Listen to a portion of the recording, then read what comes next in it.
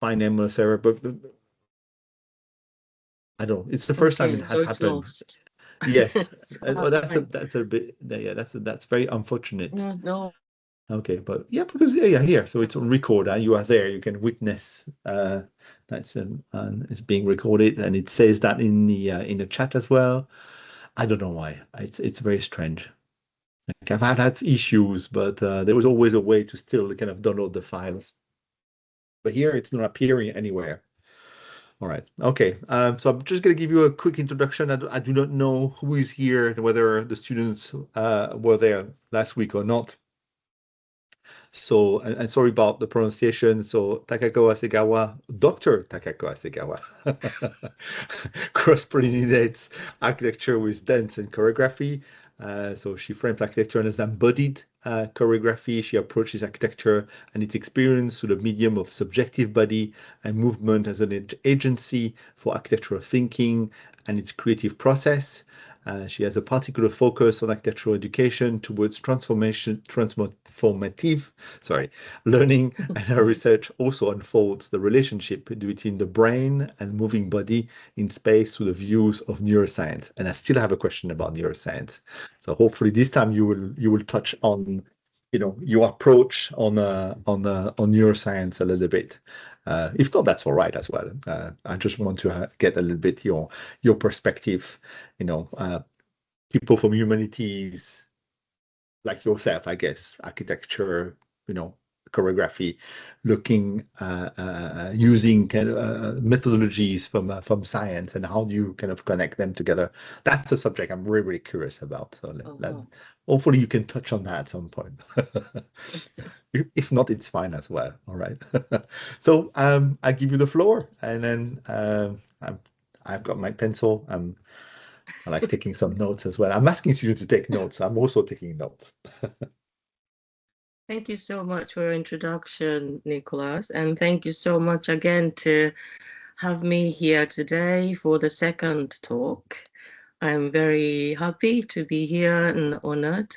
I hope my talk can be somehow, useful for some of you or inspiring to look somewhere else, I think that's the Yeah, point. so yeah. Shall I start sharing? Do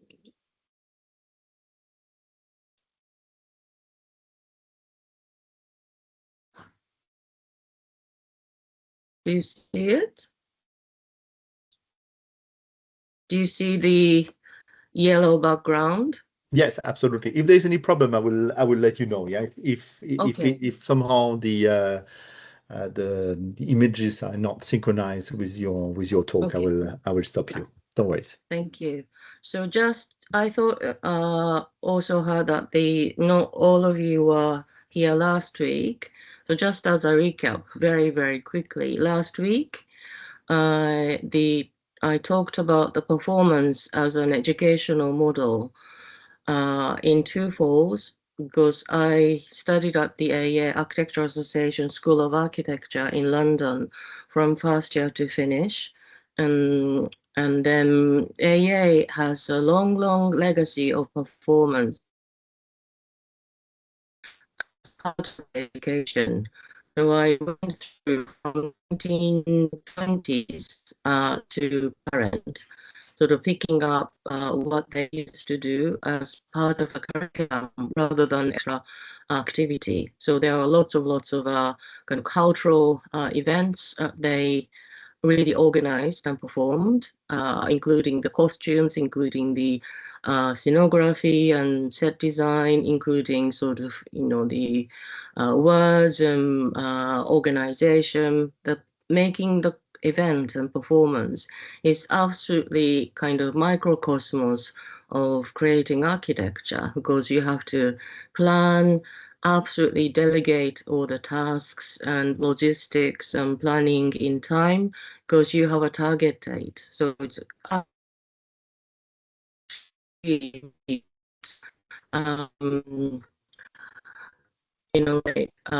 give you so much hands-on first person experience.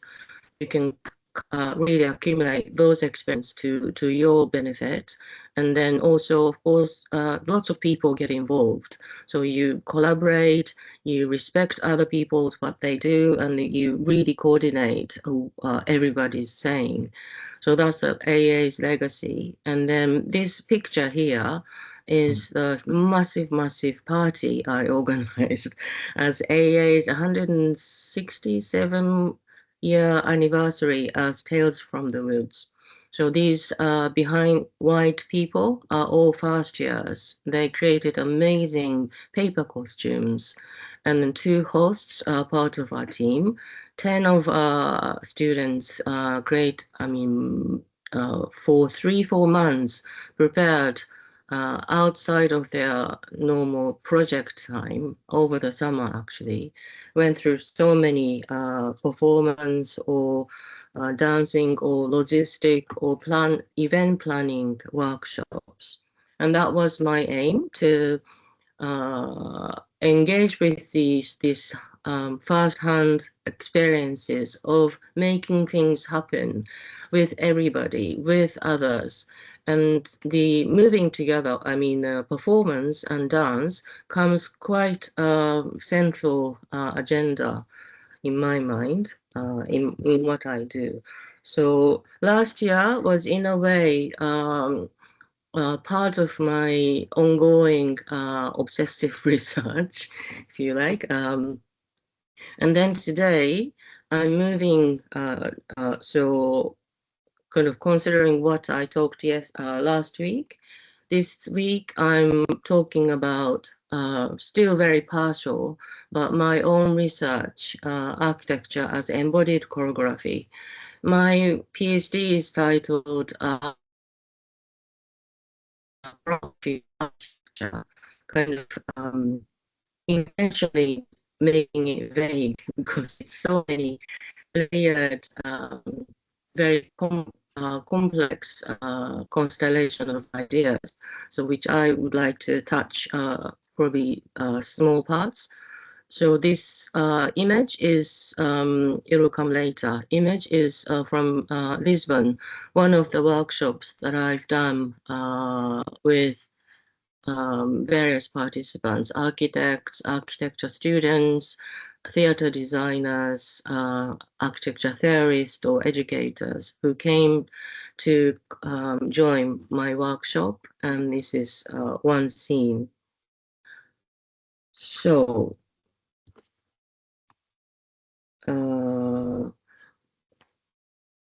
maybe stay here.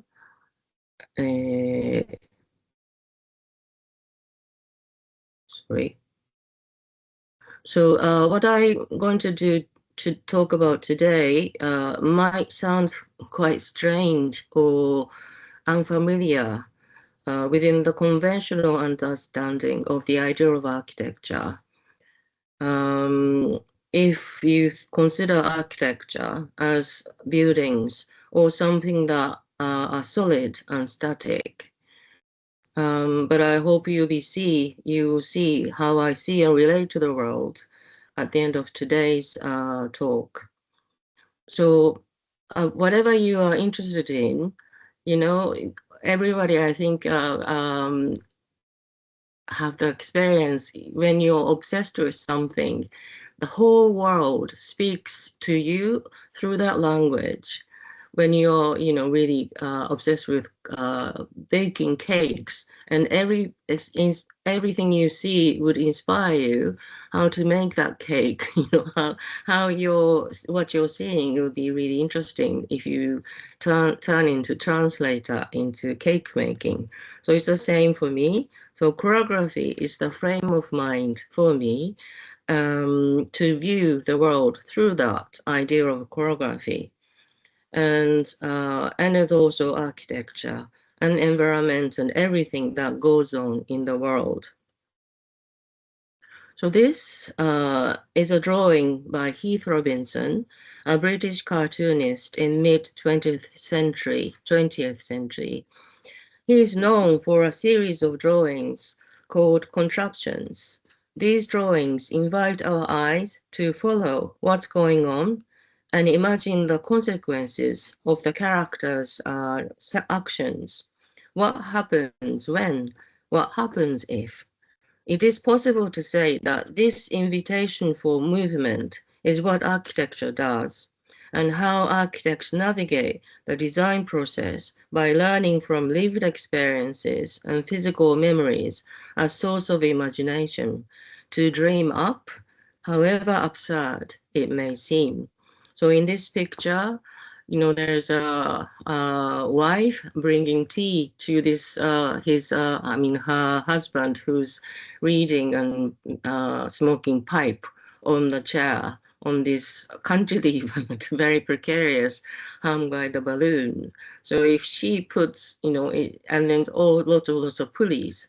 So these are consequences of cause and effect. Sorry. Of what's happening. And this is Pinabouche. So I am not interested in how people move. I am interested in what makes them move. This is a quote from again Pina Bausch is a German dancer, was a German dancer and choreographer who established dance theater in Wuppertal in 1970s. Here she was talking about the dancer's inner language, the inner landscape, as a motivation to move, rather than making form or how you might look like. Other dancers also take the music or rhythm as their motivations, but for her, what makes them move, what your emotions, your desires, your love, what your memories makes you move. These are very important for her. And this, that what makes you them move hits the core for my research too. And it is for me synonymous to architecture as choreography. So both multifaceted and pluralistic in nature, architecture and dance and choreography have much resonance to one another, sharing not only the idea of space in relation to time, body, and senses, but also their thinking and philosophies that construct its own world, a view of the world. It is an invitation to return to the body by investigating how choreographic thinking and its creative process can inspire and provoke architecture in its experience and making. My research, I would say, it's a research by action, meaning through physical engagement in doing, movement in doing. Movement becomes an agency for architecture that yields transformative shift in our perception, while enabling us to engage with human senses and emotions and values for architecture and its experience. Because often it's very slippery to deal with our feeling or subjective experiences as in architecture to work with, because it's personal, it's subjective. But I'm trying to turn that around to value the emotions and personal experiences. And moreover, moving together as a pedagogical practice, let us learn to trust oneself and one another with a deep sense of empathy and community. I think it's same with many social activities that you do with others, that doing something together is a very amazing, powerful experience to connect people.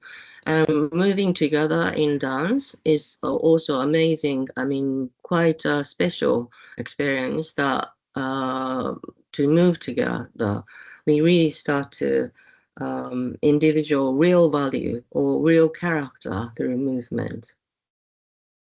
And this is a drawing of the, you can see the rhythm on the top and the postures and the notation on the floor. So this picture is by Francis Alice. This picture is in Mexico in Central Square, where this tall pole makes, in a way, sundials because it's so hot there and there's no other shades.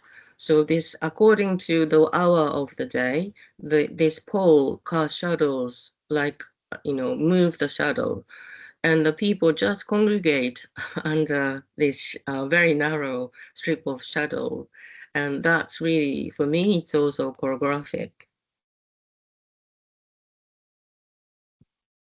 So this idea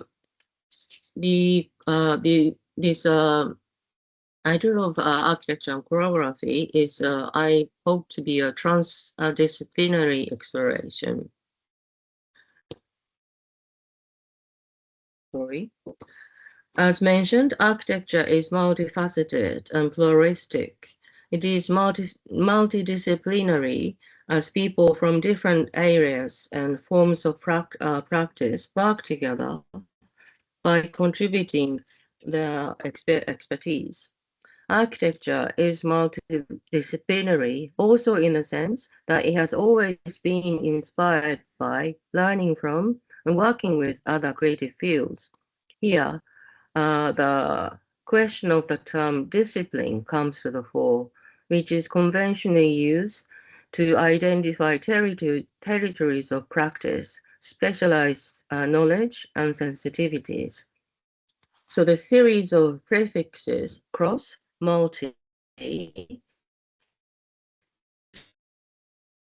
from form compound words with disciplinary, resulting in varying definitions of the terms.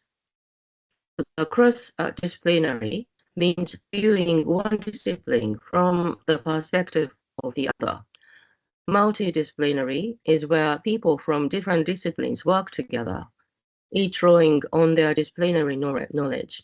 Hence, architecture is multidisciplinary, where architects, engineers, surveyors, contractors, interior designers, policymakers, and others typically work as a team together, performing within respective discipline. So cross and multi, still the disciplines are sort of separate and independently working as they are within their discipline. While in interdisciplinary, knowledge and methods from different disciplines are integrated, turning it into a synthesis of approaches. So that, and then in transdisciplinary, the approach creates a unity of intellectual frameworks beyond the disciplinary perspectives. The research I have been pursuing in this respect seeks to challenge various boundaries to establish a transdisciplinary framework. So I'd like to regard my research, hopefully, as transdisciplinary.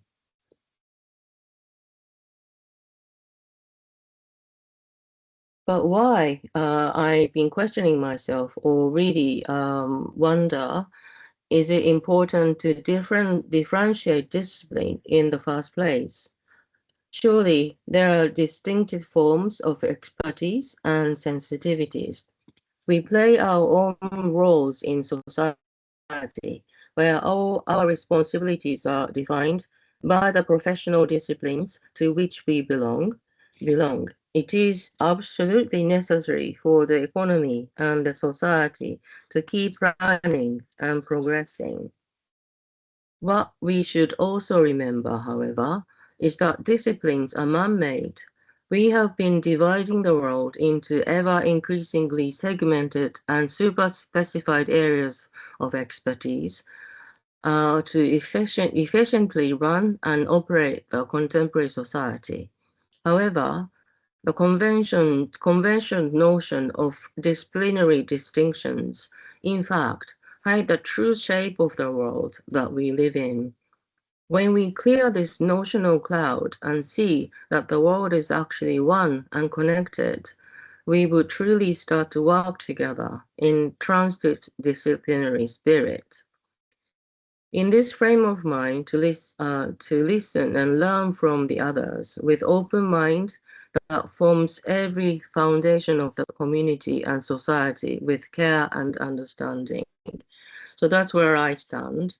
So of course, there's disciplines are necessary, but when we try to collaborate, collaboration often somehow end up kind of fighting or not respecting others or kind of insisting their own territories, which is really not productive or fruitful. So what I'm saying, just get rid of the mind's cloud in the eyes to see the seeming, the actually what it is in front of us to work with, and that's transdisciplinary for me. Architecture as embodied choreography. The word choreography is a Greek origin term that literally means dance writing and space writing, the art of designing sequence of movement where motion and form of the body are defined and organized in time and space. In the context of, it is also a cerebral inquiry with complex and multiple layers manifested through movements of the body, especially contemporary dance, where you're not somehow coding your movement. It's really what you like to express, what you're communicating through your body. And in the context of my research, movement and choreography operate as an agency and medium for architecture, where the body becomes a thinking medium to perceive, experience, articulate, and create space. It seeks to re-evaluate the role of the body in architectural inquiry towards an alternative discourse by placing the architectural experience at the core. It is a research by action through physical engagement as thinking and doing. So if you see architecture in the frame of choreography, it is about arranging spaces, the organizing and orchestrating the chemistry or structure in time and space. And it's also creating a flow, follow the flow. It's like circulation of the flow, the urban spaces and all the lines, which is also, when you experience this, it's ephemeral.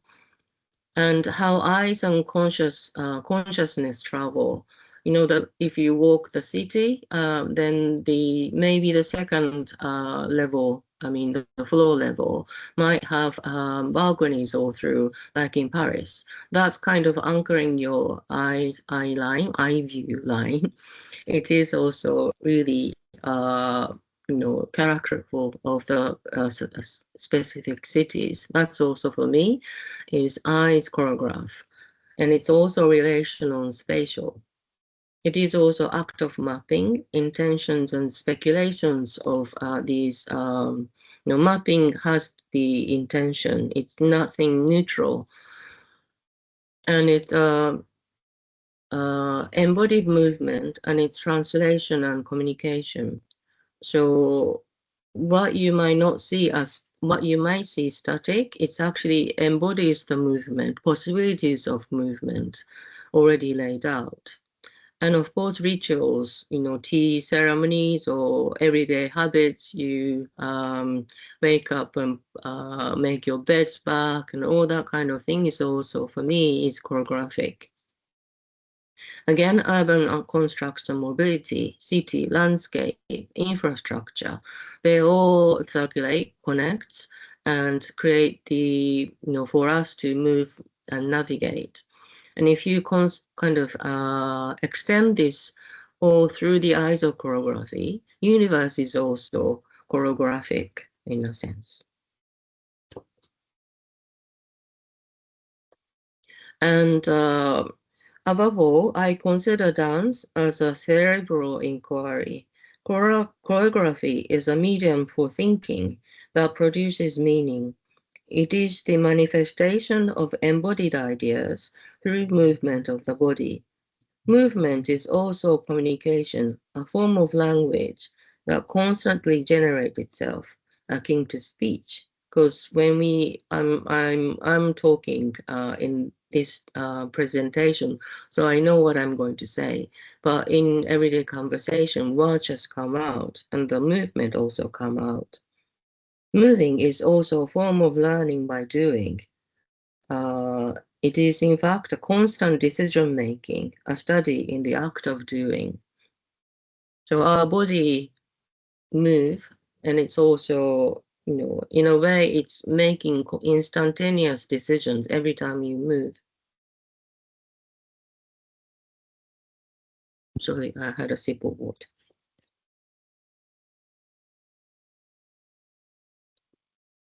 So when we think about architecture as embodied choreography, what is commonly understood are subject to new questions to be reframed and reinterpreted. Then things to start reveal alternative readings and context. In this light, architecture could be understood as ideas, intentions, motivations that are interpreted into physical existence. Of course, the architects have their ideas, and the clients want something that they, have been dreaming of.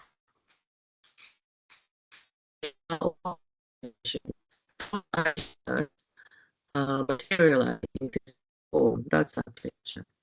And photographs run acts of occupation and habitation. So once it's built, it starts to choreograph us because there's a wall, of course you can't go through. So these are the physical construct absolutely makes us move in certain manner, certain way.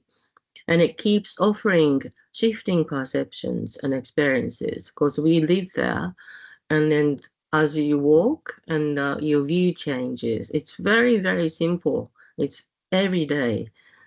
And you may not think about anything else, but if you put the kind of thinking cap on your body, then what it means might reveal something. It might not.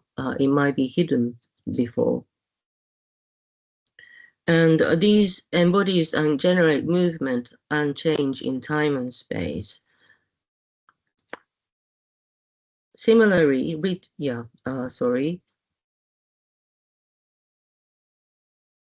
So, in a nutshell, for me, dance is an abstract idea manifested through the physicality of the body.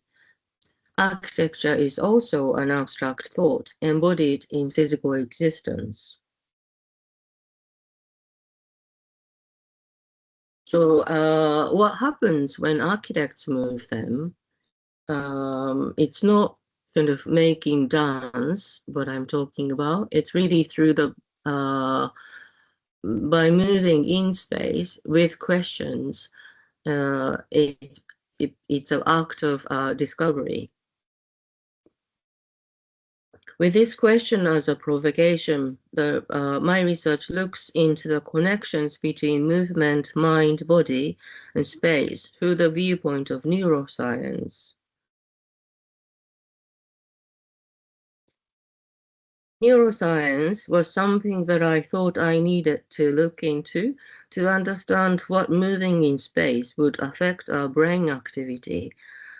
Once I was reminded that because I have been watching dance for so many years, I always enjoyed watching dance.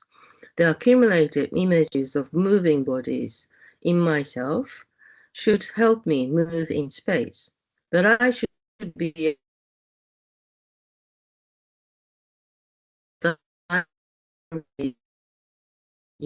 professional dance or choreography, but by watching so many of performances, there's an effect by watching, and that affected how I be able to move. So this picture is extract from a series of short films titled Planet Dance, Body Talk. You can search in the, I think YouTube. Also, it's commissioned by dance theatre and dance school called That Place in London. And if you go there, you should be able to find it. Planet Dance, Body Talk, by dance critic Sanjay Roy he narrates that to investigate the psychophysiological processes of reception and transmission, neuroscientists have demonstrated that the observation of the dance action triggers mirror neurons in the receiver's sensorium through the processes of sympathetic kinesthesia. Is intentionally very mouthful.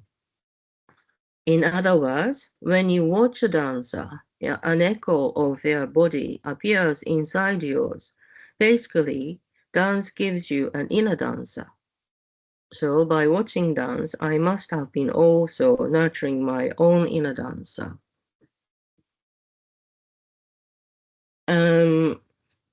Sorry, going back. So the mirror neurons, a finding made in the early 1990s, allows us to relate to and mentally stimulate the actions, intentions, and motions of others as the relationship of inanimate objects to one another.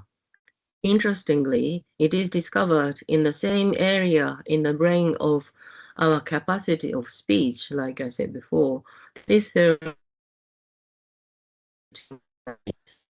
argument that moving is a practice of thinking that produces meaning and keeps generating itself akin to speech. The intention and focus as embodied ideas, however abstract they might be, are very readable and communicative when expressed in movement. This is another example that I draw on. You may read these Chinese characters. It's it's written by Asa Ito, Japanese, I think humanist. So she studied 9 case studies of people who gained disability, if you like somebody lost their hearings, somebody lost their limb by accident. So in a way, their body has changed during their lifetime, and she kind of observed all the case studies as if the body has acquired a new operating system because the body learns. So body is made through experience. So if you subjectively experience physically something, it changes you. And then we nurture our body to think in a new way. This is a good news for me because although I never really moved before, by actually jumping into this real direct experience, I must have been changing myself, my body, to think in a new way. And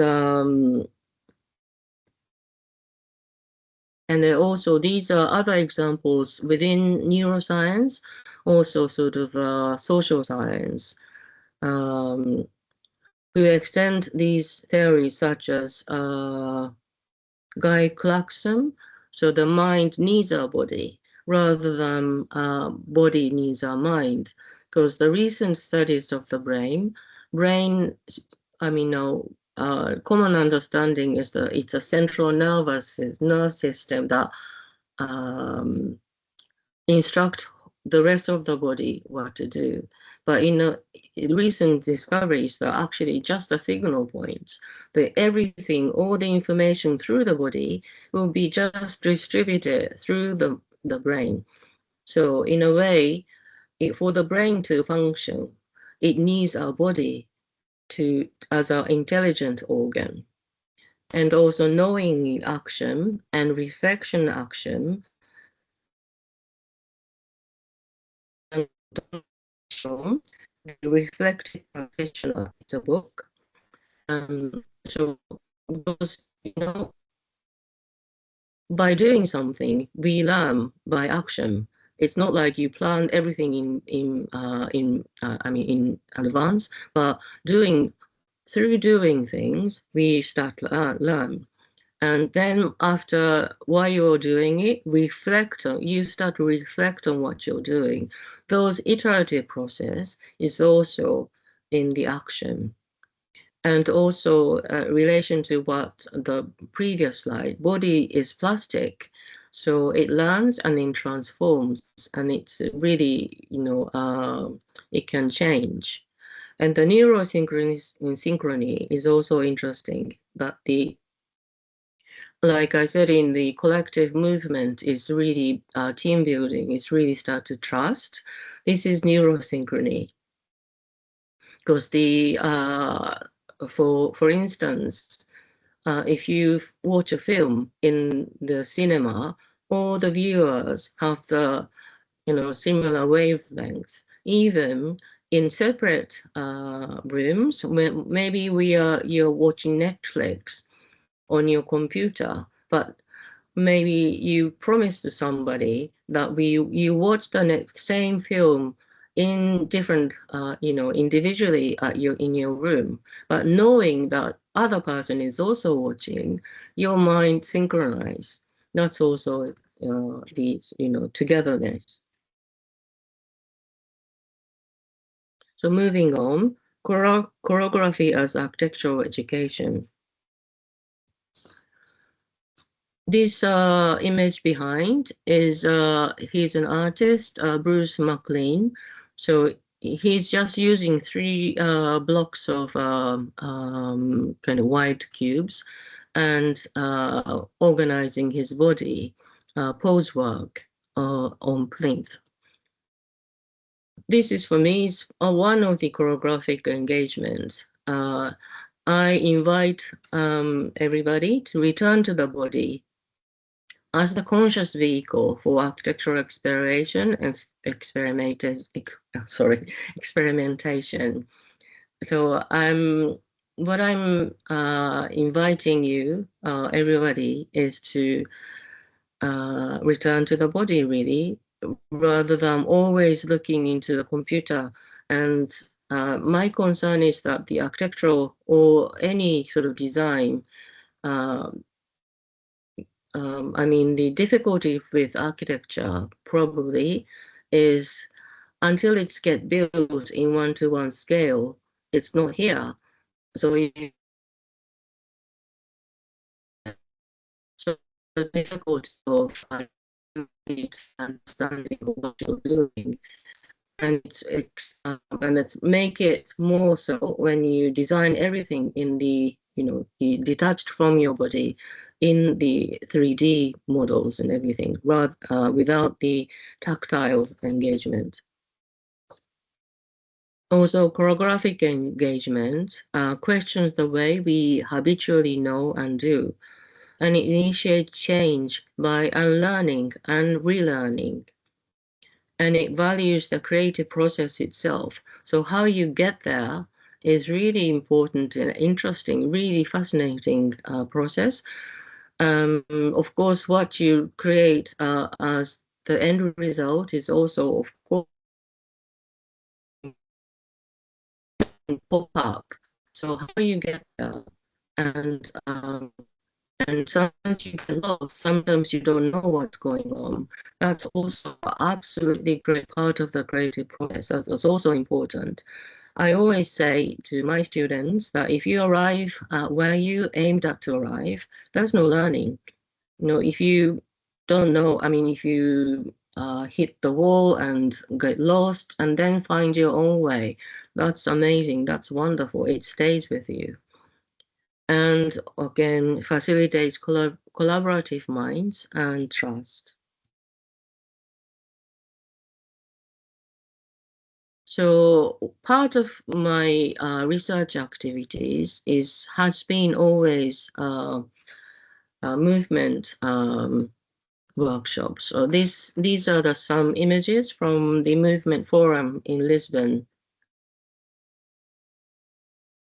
Sorry. So we did the workshop, and then everybody took to the city and engaged with the actual build environment. The movement work is one of the research activities that I have been leading for many years, and they have been the great source of research discoveries. Starting from often vulnerable but honest positions, participants are encouraged to navigate the unknowns through open-ended journeys. Importantly, the movement workshop is not a skill workshop. What it values is the transition of the mind by moving into an awareness of various relationalities, both physically and spatially, also intellectually and emotionally.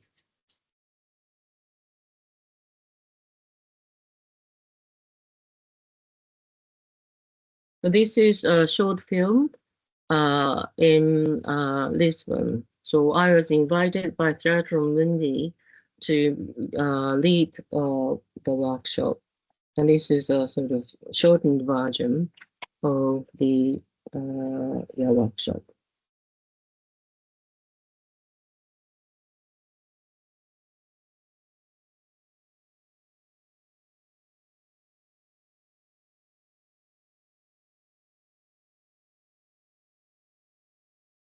We're exploring topographies, uneven topographies of body as well as landscape. Yeah, become part of like more within the building, outside the building.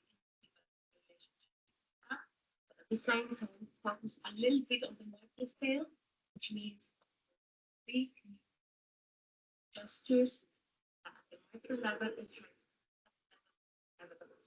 Was you able to share this approach to dance? Thinking that dance is also a universal language. I like to think it's very democratic. Everyone can use their own body to relate, to communicate, to be alone also.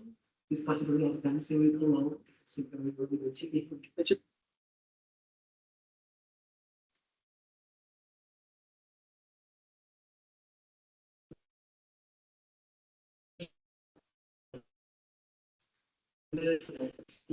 Shifting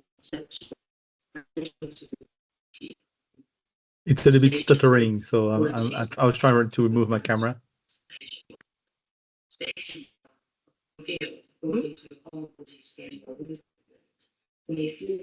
Is it skipping? Yeah. Sorry, what did you say? It's a bit stuttering. Can Yeah, I so continue? we hear a little bit. I mean, it's Oh. good to see the image, yeah, but the sound doesn't really make any sense. I see. Okay. It's more What like a shall I do? slideshow at the moment. We see one image, it freezes really? for a while. So right now we are Oh. indoors. There's a lot of people laying on the ground. I don't know what you're looking at right now. Sorry. You probably the next image. No, that's okay. It's nice to actually get a bit of a sense of what was going on through that workshop. Yeah. So that's a What was your shame. role in the workshop? What were you doing in the workshop? Were you giving direction to? Were you working with a choreographer, or were you giving No, direction? that's only me. Oh, Yeah. So that's okay. my workshop. Yeah. I see. So I mean, yeah. It's froze somehow. Yeah, I know it's completely frozen. And so do you go into the city, or do you stay in a Yeah. specific So that's what building? I wanted to show. So this was the internal. Oops. Yes, Sorry. that's okay. Don't worry. Technical. We know the communication is difficult. Sorry. Do you see? Yes. So you are like in a It's classroom also right now? glitching. It's not really moving. No. Oh, it's frozen on your side as well. Yeah, Do you have the video? Do you want? Would you be happy to share the video with us, or maybe I can put down? maybe I'll stop. It's okay. Try to stop. So doesn't even so. Do you see it? Yeah. So there's someone I think playing with the door.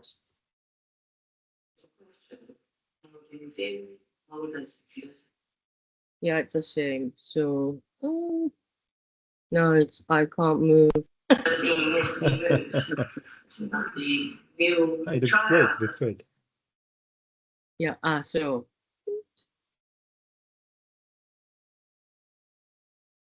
what was happening?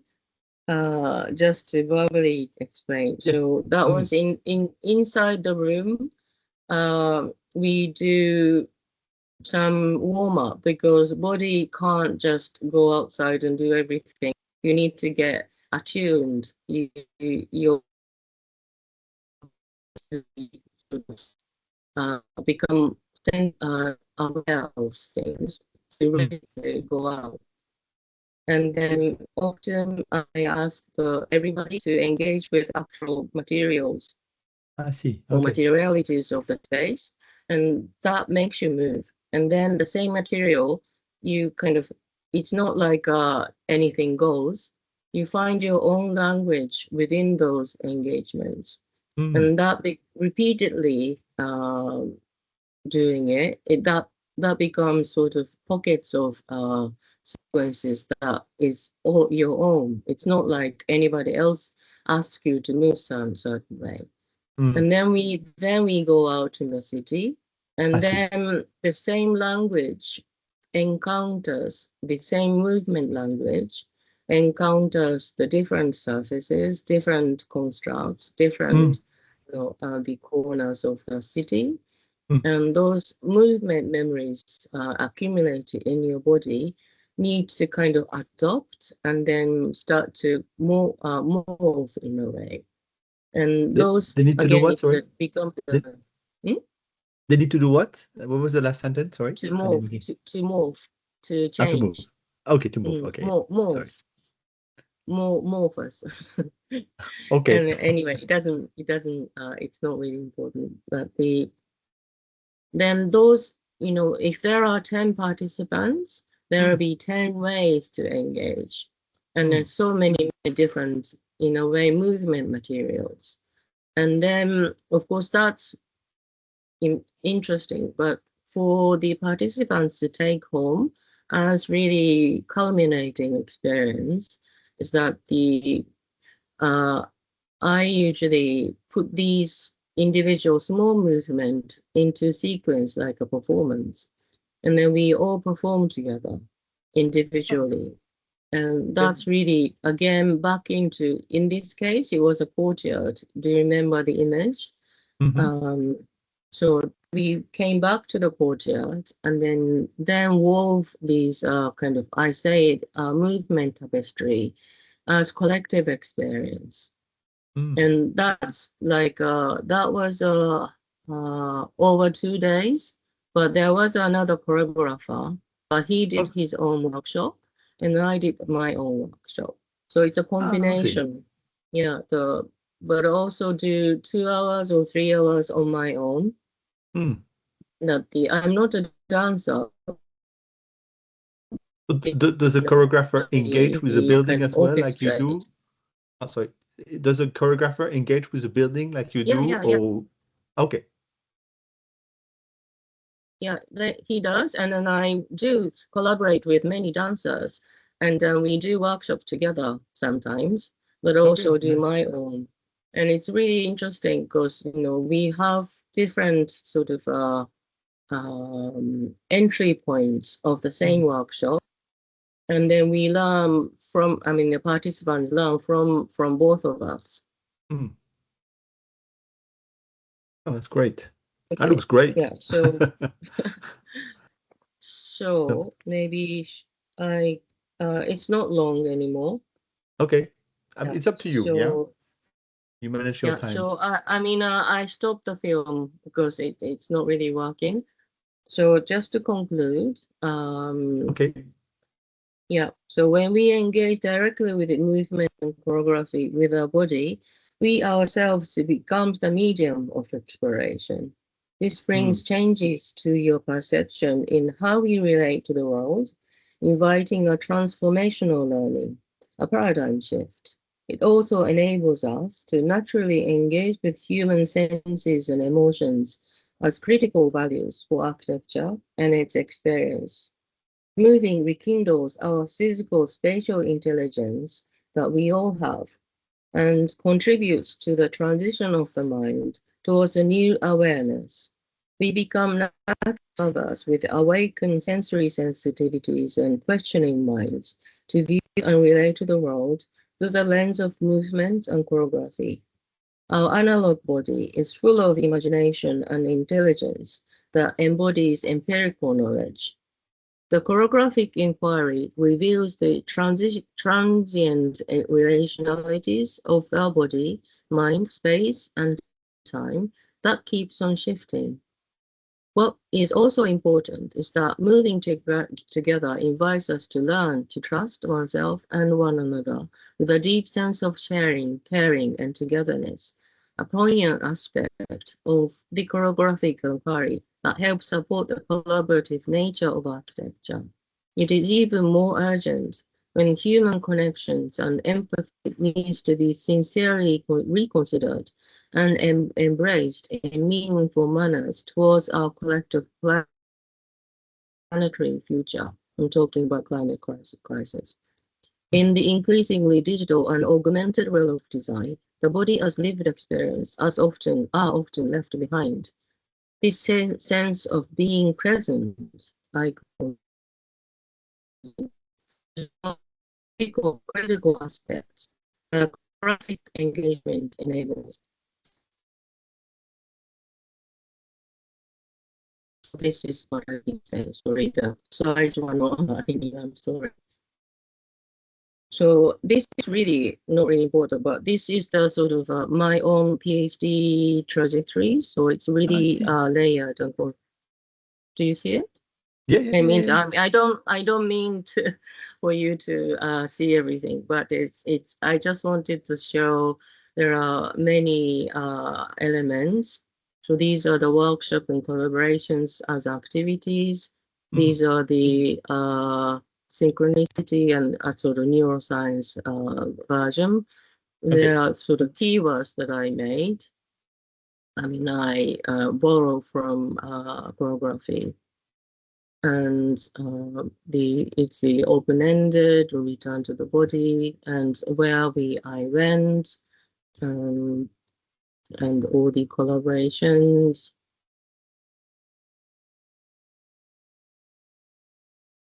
So that's it is not covering everything, but that's just of the research, and that's also beautiful. Yeah, nice. Thinking body, moving mind. Beautiful. So that's coming back to the first image, that this, if I apply this thinking I went through over to this original, this next. Great.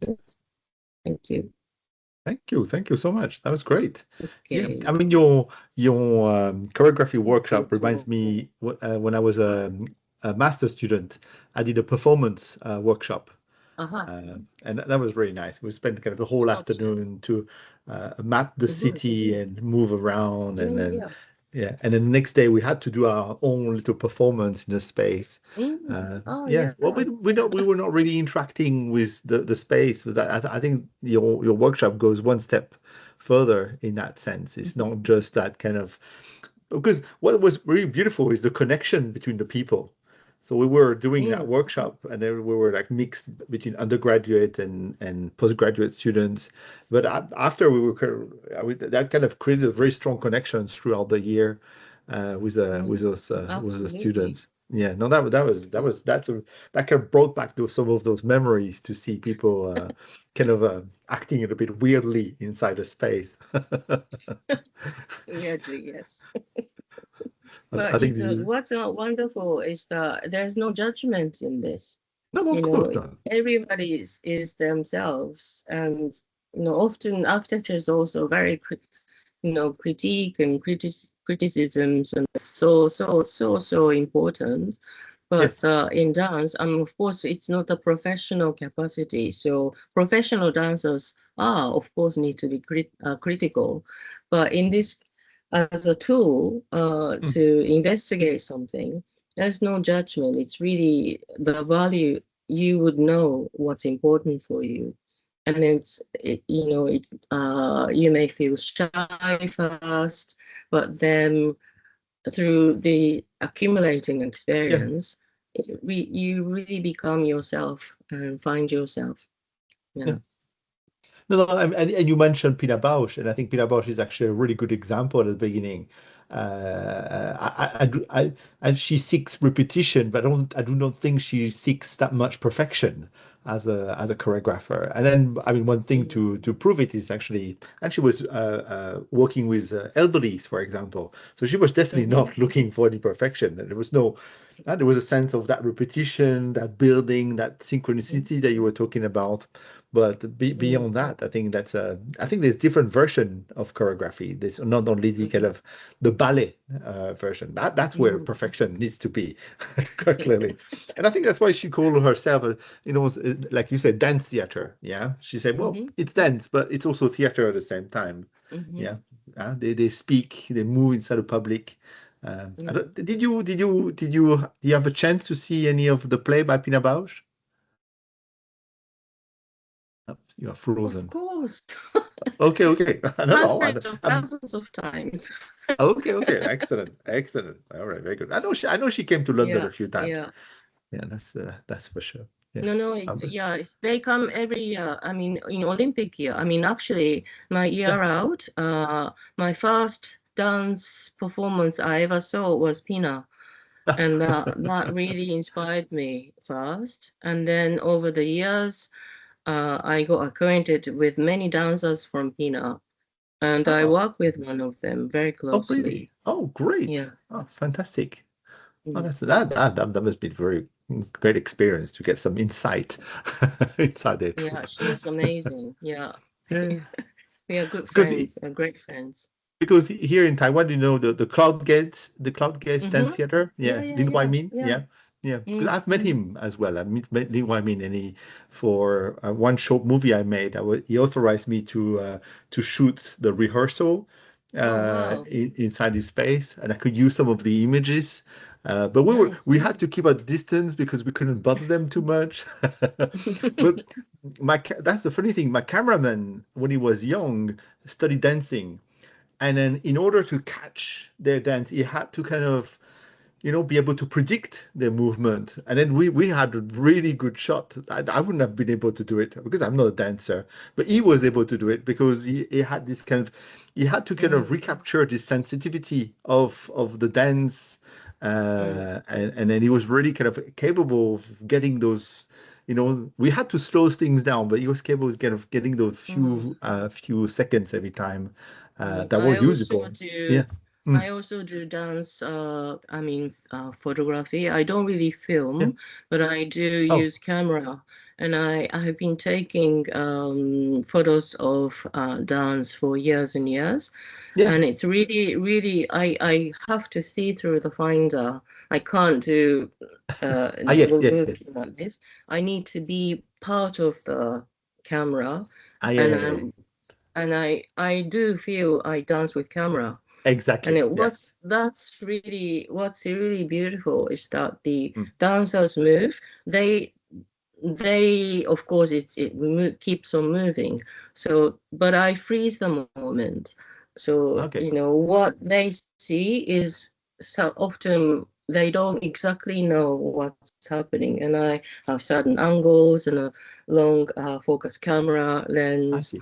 So yeah, and it's also interesting because when these moments are captured, that becomes the sort of representative image than actual watching film. So that becomes the kind of lasting memory image.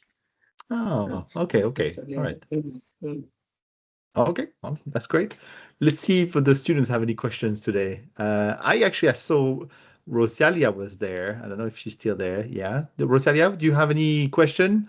I was very intrigued about your past as a dancer. I think I can read her name in Chinese there. So let's see if she's a Rosalia, are you there? Yeah, everything needs to be translated into Chinese character. Yeah. But because the foreigners have a four letter name, so Yeah, sorry, I'm here. Okay. Oh, great. Thank So you. great. Thank you very much for showing up this time.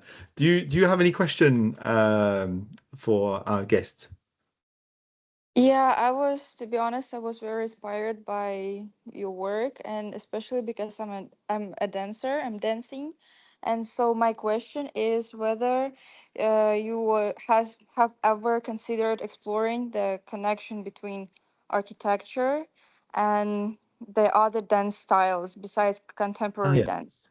And in your understanding of dancing architecture, would it be possible to apply these ideas to the other dance form as well? Hmm. That's an interesting question. I Thank you. mean, yeah, thank you, Rosalia. I'd love to see you, but We would but love. anyway, so your camera, fine. Um, hmm? Sorry, I lost my thought. So your question is the other styles of dance. Mm-hmm. So beyond Yeah, contemporary dance. I think the short question is not really, but I was but gonna you say know something. I mean the especially no to Mm, classical ballet because the like Nicholas also mentioned that mm, it's very about technique and skills. And mm. then there is a very And set language. perfection. I mean, Mm, there are kind of fusion between contemporary dance and Akram Khan doing, Giselle, all that kind of classical ballet. mm, So there are fusions, and the new desire to move forward within the realm of classical ballet to suit the ongoing questions. But still, the classical ballet has coded languages. So when you're sad, your body goes this way. When mm. you're rejoicing, and then the congregation this kind of happy dance or whatever. The language of the bodies are somehow coded so that the audience are supposed to understand those preconceived languages. Whereas in contemporary dance, like in architecture, of course, contemporary dance also includes so many myriads of different ways. Mm, So as in architecture, so architects individually, we all have different ideas. We all have way of what we, conceive and design. So is contemporary dance. So especially, I love William Forsythe and also Anne Teresa the Casemaker, of course. and also the physical theater, like they dissolved what DV8 Mm, and Peeping Tom, all these physical theaters also very much their own body language, if you like. So the each company is they all have the language of the movement. If you like, those are, if you like, you can call it maybe style, but it's a mm, universe of own. So it's the same as architecture. So I'm very, very, I love watching everything and I learn from all of these things. So, I mean, what resonates strongly with Pina is that because I'm not, everybody can move, of course, everybody mm, dances in a way. And it's actually a very encouraging to see those individuality mm, in dance, in the way Pina used to teach, and the dancers inherit those spirits. Um, and then, yeah, so for instance, the Aunt Teresa, the Casemaker, her, approach is really through music. So she's been working with Steve Reich, Impossible American Composer, the repetitive, da, da, da, da, da, da. And she decompose, if you like, his mm, music into music, earlier career. And recently, she's been working with Bach and also Four Seasons, classical music. And it's amazing. Her movement is very abstract.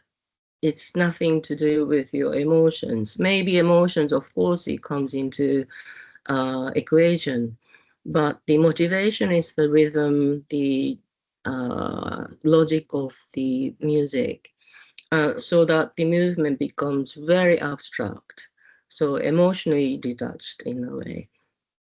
And that's also absolutely one way of sort of in relation to architecture. That's very interesting to think. And then also in relation to the stage, the composition of the scenography and stage sets.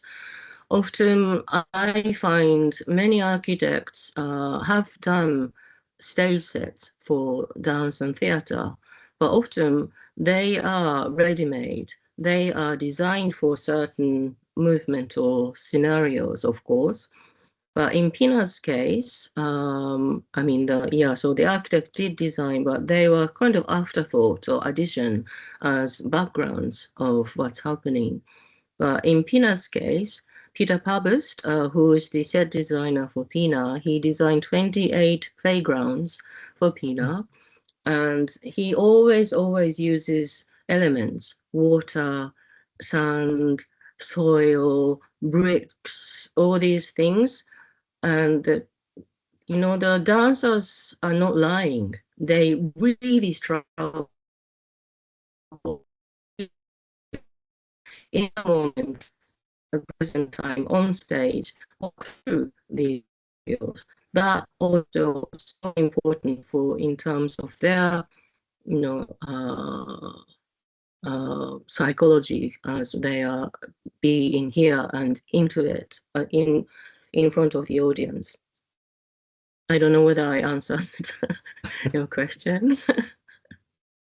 I was just checking. Actually, there was a Pina Bausch show just this month, at the beginning of the month. I have missed it. My goodness, they sometimes come to Taiwan because of the connection with Lin Wai-min, because of the connection between the Cloud Gate Dance Theater. So the Pina Bausch, a troupe comes to Taiwan, and they were.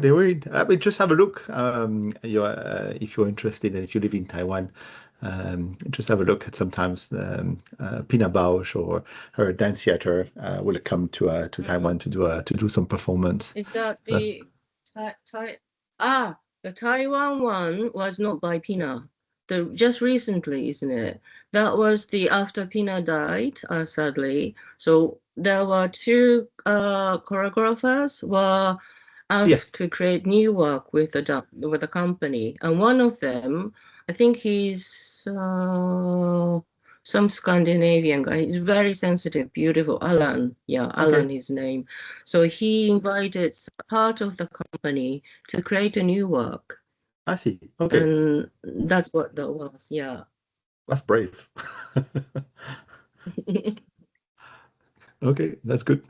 No, but because when there was a dance festival in Wuppertal, she would invite her favorite, a favorite choreographer, and Lin Wai-min, Cloud Dance designer, would come to present his work in Germany as well. I've seen that once at least. I saw Cloud Gate. I once watched Cloud Gate in Sadler's Wells in London. Yeah, yes, they're great. Yeah. They are. He's retired too as well, but they're definitely quite good. Good. Okay, well, that's excellent. Thank you very much. What about tap dancing then? I know maybe a reference to Frank Gehry here. How about tap dancing? I never thought of it. No. No, because the interesting thing about we said that there was a building, I think it's in Austria, where Frank Gehry said he was inspired by the Fred Astaire and Ginger Rogers, and the building seemed to kind of be frozen in time, which is like and really, I never heard of it. That's interesting. That. All right, okay. Because I think that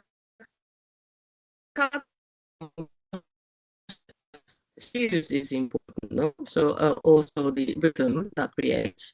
Yes. But also it's the sound of it, it's the rhythm of it, it's the fall, and also I would imagine the arm gestures, certain so the movement of the legs or feet, of course, resonates throughout the body, and create certain language of the body. Yeah, Like you said, if Gary might have been inspired. I'm not sure. I think because I've never done that, so I'm not in position to say very much about tap dancing. But if I did have a chance to try it, Mhm. I think I might have better insight, because if I haven't had the experience No, of that's true. actually doing it, and then To I really understand that can't language. judge it. Mhm. Yeah. That, that Because makes sense. Sorry, that was it might give me something new. no, it was more of Yeah. a provocation. I totally understand what you're saying about Pina Bausch, and I'm certainly on that same frequency. And I understand that language. That's a language that touches me in terms of choreography, where maybe the language of ballet doesn't touch me that much. I don't understand it. I guess it's like opera. It's something you have to learn, and then you understand what exactly Sort of where. imposing Hmm. audience needs to be educated somehow. Yeah. I think But that's doesn't mean that the Pinas dancers are amazingly skilled, and they are so disciplined of course. to, every day they go through all the sort of regimes of Yes. physical trainings. The care they have to put into themselves, from diet to, and it's when there are performance happening on stage, their schedule is crazy. Absolutely. No. I've seen many documentaries Yeah. about the ballet dancers in Paris, for example, yeah, where they were start like very, very young. That's quite an incredible dedication. Yeah. For those interested, there's you probably know that I don't know if we call that a film or documentary. It's really in between the one called Pina by Wim Wenders. So I will. Yeah, I will put a link about this documentary. I do have that documentary. Maybe if I feel like it, I would put the whole documentary on the on iLearn. It's very beautiful. That gives you a good sense of what Wuppertal looks like, what the city looks like, and then the dancer, because they do play with the city a little bit as well. Not exactly in the sense that you described, but it's actually quite interesting as a film slash documentary. Do you have any other question? For example, you want to say something? Sorry. Say. Sometimes you're a little bit No, cut. fine. You're fine. We can Do, move forward. okay. Do you have any other question? Yufan, are you there? Yufan? Yes, Yufan said I'm if he here. was. Oh, great, fantastic. What is your question? Thank you. And I want to say that thank you for your sharing today. I also the person who really like to dance, but not professional, just for fun. And also the thing that you mentioned that how to use photography to record your dance, I think is really cool. And my question today is, I want to ask, in your opinion, what is the connection between dance and architecture and also your life? And also what? Also My your life. life. Yes. Oh, your life. Life. Okay. Yes, thank you. I think there must be a connection there, no? It's a necessary connection. I mean, Thank you. thank you very much for your question, but I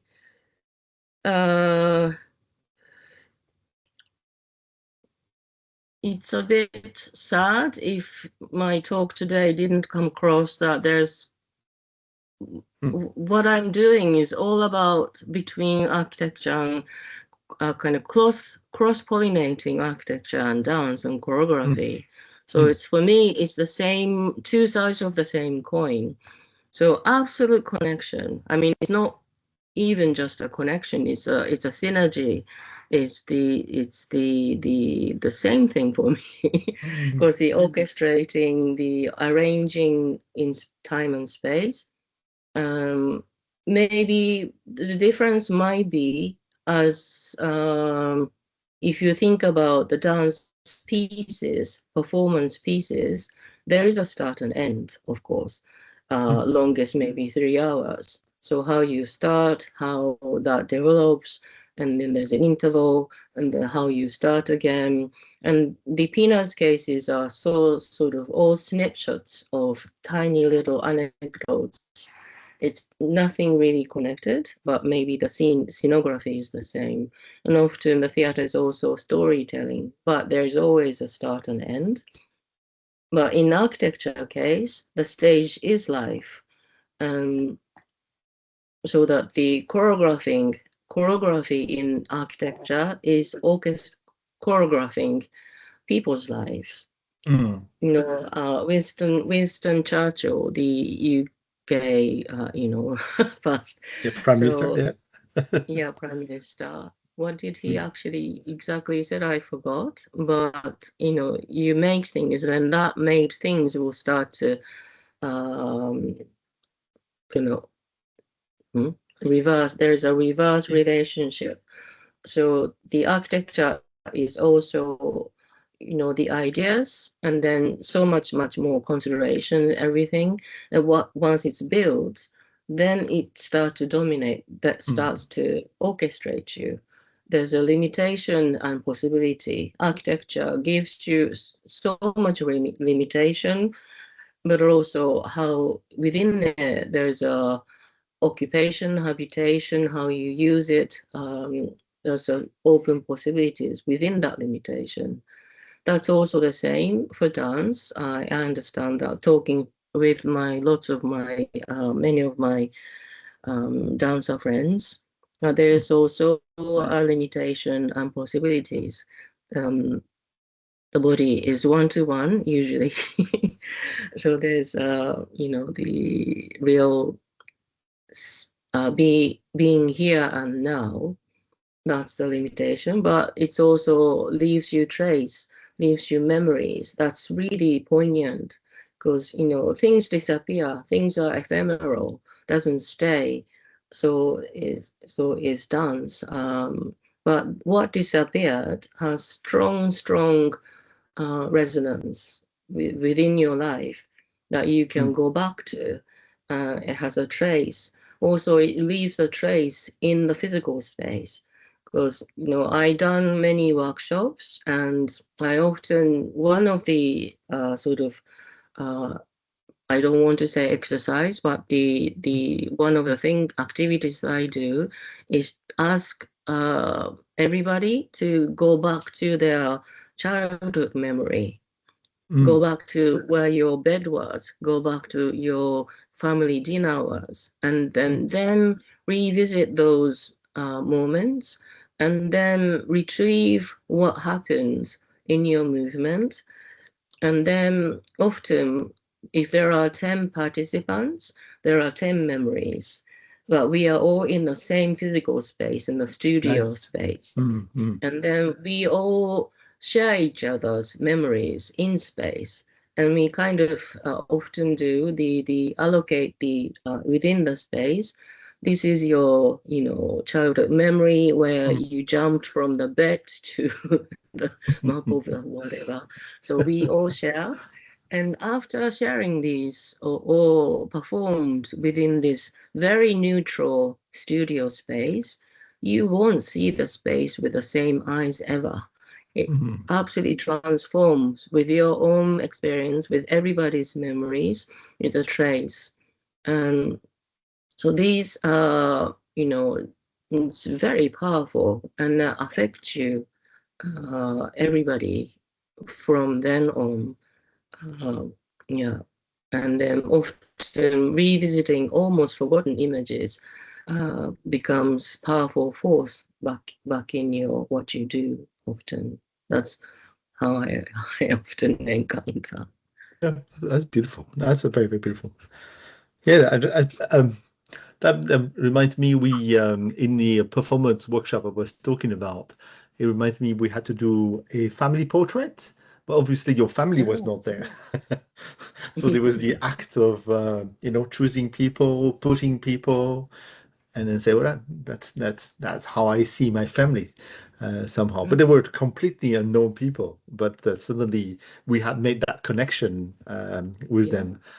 So yeah, that was kind of an element of physical memory somehow, or physical projection maybe. That's what you say. Yeah. I mean, what Yeah, you say about sorry, the I didn't yeah, mention about relation yes. to my life. I mean, it's my life. I mean, excuse me. Okay. Yeah, it really became how I live my life. It's so important. I mean, I think looking back, earlier memories, or at the very beginning of my architectural study as a first year at the AA, I didn't know at the time. So I started this way of thinking much later. But looking back retrospectively, what have I been doing was also movement and choreography. I Oh, didn't know the word about it, but I can see looking back, it was already there in me somehow. interesting. And yeah, and also perhaps sometimes I'm pointed out that I'm from Japan, and Japan's beauty, this philosophy is, change is the only certainty. Especially for sakura, the cherry blossoms, Mm-hmm. it's beautiful because it's only like a week. And I during see. the winter, it's all like trees are like dead. And Mm. we also have the saying that the change in life, ephemeral, disappearing, Yes. there's a Mm. beauty in it. Mm. And everything roll over and changes. Mm. That's probably built in me in a way. Nice. That's so beautiful. Mm. Good, good, good, good. Do you have any other question? I thought there was a Zhang Yu Hui. Sorry, I really don't know how to pronounce your name. Yu Hui? Yu Yue? All right. If you are there, feel free to intervene. Or Chen and Ho. One of you are there. Chen and Ho? Chen Yu Hui?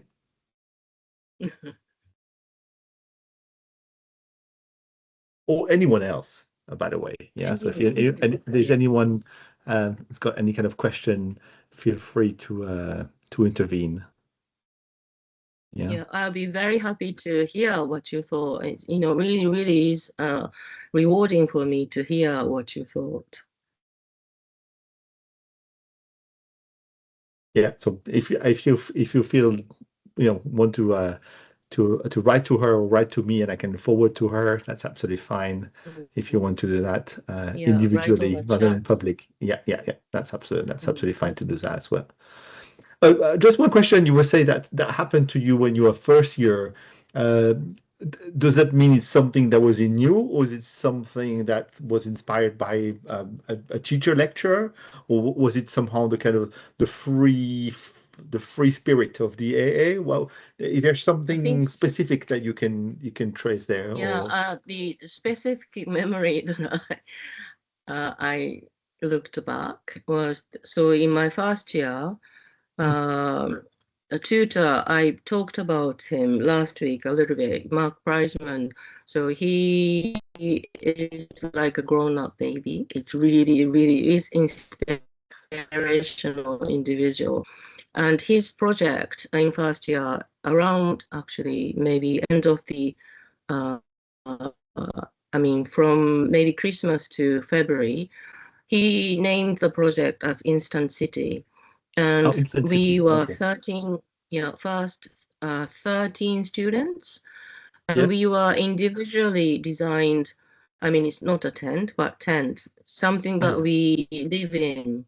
And we all designed individual spaces. And then we took everything in a huge back of the van and went to Dorset in the blizzard. It's in February. Cool. um, yeah. So it was just an amazing, transformative experience. But Nice. called at the juries, presentations and grades, I'm designing these things. So I presented what I'm thinking, and I Hmm. didn't really think about anything, but I threw myself on the floor without thinking, I sat on the floor and showed with my body, this is the width, this is the height, this is what you do. so I just moved my body. Oh, wow. And I didn't think about it before, at that time.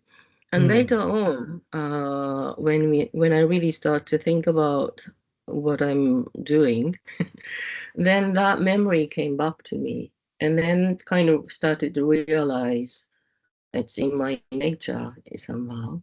But although I really never dared to move because I thought, well, I was the worst mover in the world, so I really didn't want to. But then I was so interested and intrigued and inspired and everything from theater and movement and dance. And then at some point, I came sort of a boiling point that if I were to investigate or, explore more, then I think I have no choice but to start moving. And that was a conscious decision to engage with actually physically going to the classes and meeting dancers. And that was one of the greatest decisions. There's no turning back. Yeah, there's no it's turning great to back. be able to go back to where this idea came from somehow, or the moment, or the gesture in your situation actually originates in an idea that's kind of grown. And that's great. Yeah, that's great. That also kind of shows that sometimes we need to let students somehow to decide for themselves, and that the brief needs to be open enough for themselves to actually find a way to discuss or to represent or to act the brief in question. Yeah. I think that's something that is important, and that goes back into my own reflection about teaching. That's good. Thank you for that. That's great. All right. Anyone else had any question? The names that I gave earlier, Chang Yurui, Chen and Ho, you're not there. Anyone else? Had any questions? Thought I heard a voice, but maybe that's me. Not quite. All right, fair enough. Okay.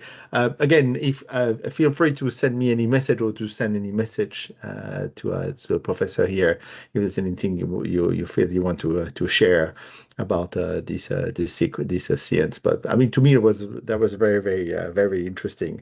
You kind of touched on so many kind of points that actually were already also part of my life, but you organize them in your own way, obviously, which is very very interesting. And I really like also because I work with virtual reality, and then I think there's something for me to think about as well in terms of because we think about in terms of the body, and you were talking about you place yourself to see things. So to me, to this idea of an architecture of, I was talking about Bernard Tschumi last week of events and actions, and this is something always kind of been quite important for me to say that rather than organizing the architecture depending on functionality, but to say no, there are places that we want to see because we want to open to certain events, but there's also an architecture that opens towards certain actions, certain things we can do. And to me, that's a really kind of important kind of element. So you discuss the events, at least you discuss that quite a little bit. But that's also the affordance. I don't know if you use this theory of affordance. Those affordance that should the possibilities of action of an object. You have this dancer who puts herself inside a door, and she's trying to figure out the door, like she didn't know what the door was somehow. And I thought that's quite interesting. Because that's the kind of so the original definition of affordance is possibilities of action. So to say, is to look at an object almost like if you are a child, and to say, well, this object, I can do 100 things with it rather than just one thing with it. Yeah, I think that's also interesting. I mean, two things, that the affordance, because I often,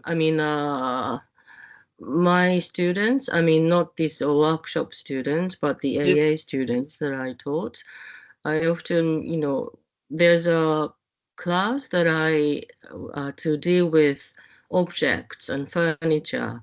Yes, okay. To misuse and abuse these things. Oh, that's nice. There's a chair. if there's a chair, it's not a chair. It's something opens up possibilities, how you engage with your body. Yes. So it's really interesting, they start to see or engage with the same chair in in a amazingly absurd, but it's also a fantastic way. And they discover something they didn't notice before. And then this way of engaging or seeing things is naturally become their way of seeing other things. So the new perspective starts to appear. Then you don't take things for granted. You have your own cutting edge. You have your own way of dissecting what's actually there. And it's really versatile. And also going back to digital, I'm not negating. I think it's a Your thoughts? between the body and digital. Yes. Between the body and digital, I see there's a problematic because the digital augmented is also experience, a real experience, but I find it problematic if that becomes the kind of the taken for granted without questions. So I would love if there's an opportunity or possibility to collaborate with any digital realm, if there's a real synergy between the body and the digital possibility, not like worshipping what AI can do or anything, because the physical body and mental our the intelligence or being human can't be get lost. That's it needs to be somehow forefront. I totally agree, and I totally see Bruno Latour talks about attachment and detachment, and I see AI as yet another chance to detach ourselves from reality. We are already so detached. We already do not feel nature anymore. Nature has really disappeared. I talked about that, I think, last week. That connection has already disappeared. Where indigenous tribes have deep understanding of where they live, how they build, and something I've been really interested to study here in Taiwan from my own perspective. And the way that I look at virtual reality is not to remove, is to try to find way, like you say, the architecture shapes us and we shape architecture. I think it's that movement we need to remember as well, is actually how do we shape things and why we shape things in a certain way. And that knowledge that I was mentioning to me of where those things to see, where those things to act are inside a space needs to be consciously being put. So it's not just about that's this connection I think already happens within architecture. So my teacher is François Pens. You probably came across some of his books, and he talks about notopia, the idea of the CAD is or a such a detachment from the physicality of the building. But I think with virtual reality so far, what I found is there is a possibility of reattachment to the space. But it's a reattachment otherwise by kind of taking the time of putting ourselves into, I use the term controversy, so it's kind of difficult situations that we can resolve, and then to force us to think about spaces in a way we're not thinking anymore, because we would just want to solve problems, and I'm very much about more staying with a problem. I don't know if you know this sentence, staying with a problem as long as possible, and just kind of enjoying that kind of all right, that's where the problem is, and let's kind of stay with it, and finding a solution. Maybe it's a solution, maybe it's not the ideal solution, but it's the idea of we are progressing somewhere. But it's not just the image that progress, and I think that's just what you say about choreography. It's the influence that it gives back to you as well. I think that's There's the whole sense of whatever you make is also kind of making you at the same time. It's not. I really don't know, believe in this idea of I'm making stuff and then I'm free of of any possible influence from that thing itself. No, that needs to be a kind of, as much as possible, a double action. That's what I'm trying to do on my side. So that's why what you were saying there, and I think you're absolutely right. I mean, the tangibility of things is really, really important. But when we do with digital, I think it's how do we do to actually keep that attachment to things, even we are, seemingly slightly detached from those things. I think that's I think that is the good direction of the digital. Is whenever it brings us back to that connection.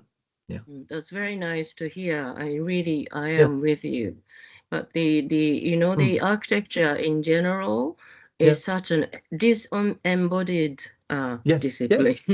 yes, Because yeah, of course, yeah, this is yeah, because it's a huge scale. So yes, the real thing is not possible to experience or see until it really gets built. yeah, So there's a, representing mm, visually or physically, it's not real thing, but you need to represent to communicate your ideas. yeah, That's already outside of you. So that how that then that the virtual reality coming to maybe really useful tool to experience. But I mm, think it's dangerous to believe totally in the made reality in a way. So yeah, it's always back and forth, but also I may be a little bit off. But I used to think, when the computation or these Pixar or these mm, animations were in early infancy of these computer generated CGI everything, there was always total gap from reality to what they can do used to mm, be. But now there's no surprise because no, everything is possible. Used to be a it's surprise. Now that you can do this kind of thing. Now it's so advanced, and there's always joy to what is now possible. But mm. everything is so seamless now. It's no surprise. It's so boring. No, that's true. Déjà vu. All right. Well, thank you so much for this talk. There's definitely lots of new paths there to explore in the future. So that's great. Thank you so much. Thank you so much. I hope everybody enjoyed. I'm Yeah, hoping thank so. you I'm so hoping much. so. Yeah, yeah. Sorry. Nice to know you, Nicholas, too. Yes. No. It's so nice to get to know what you think of these in relation to what I do. It's very nice. Thank you. Thank you. Thank you so Do you much. hear? Yeah. Sometimes it's a little bit interrupted, so I have to kind of make up. I've kind of make up the puzzle. Sorry. But that's all right. It's all right. I don't know what's going on between England and Taiwan. Why the communication is so difficult. Uh, but uh, but I mean, most of the things we say, just a movie. But otherwise, most of the things you say, the way we understood, I believe. That's great. Yeah. So if I hear anything from your talk in the corridors, I will pass it on back to you. Okay. Thank you so much. Thank Thank you, and you. good luck for everyone for the rest of the academic year. I think it's almost finished now, hopefully, right? Yeah. Okay. All right. Okay. Okay, thank you all for following this course. Yeah, if you have any kind of Thank you. feedbacks on or any ideas, feel free to send me a message on iLearn. Yeah, don't forget that you have a deadline, I believe next week. Yeah, so if you have any question about this deadline, also feel free to contact me about it. Okay. All right. Good evening. Good afternoon. And then Lunchtime for me. exactly, Yeah. lunchtime for you. Bye Must be bye. Yeah. hungry already. Thank you. All right. Bye bye, everyone. Bye Bye. bye. Thank you. Thank you. Bye bye. Oh, thank you. Bye bye.